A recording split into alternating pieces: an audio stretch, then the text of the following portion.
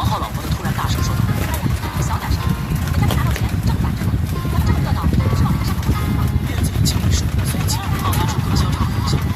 嫂子说的对，收回了自尊心，咱们不得照顾。 Kasi nagalaw talaga na yung...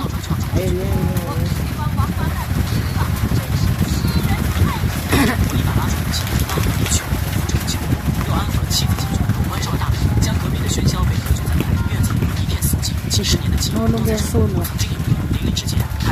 Puti na nga lang niya. 直到今天才彻底明白，在巨大的利益和人性之恶面前，那点轻蔑薄得像一张纸。我再次掏出手机，拨通了一个号码。一个粗暴的男生朝着这个电话，我是找到了。第二天天刚蒙蒙亮，我用推土机平了我家的房， Yan. 都向我开价，就连我妈都被气 Yung 了。 nag-charge talagang...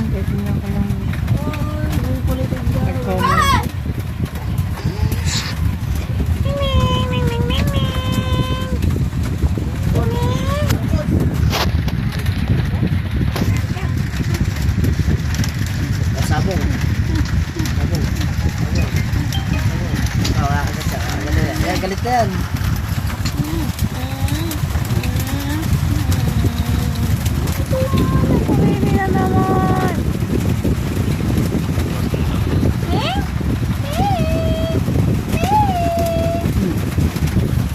$100 play na?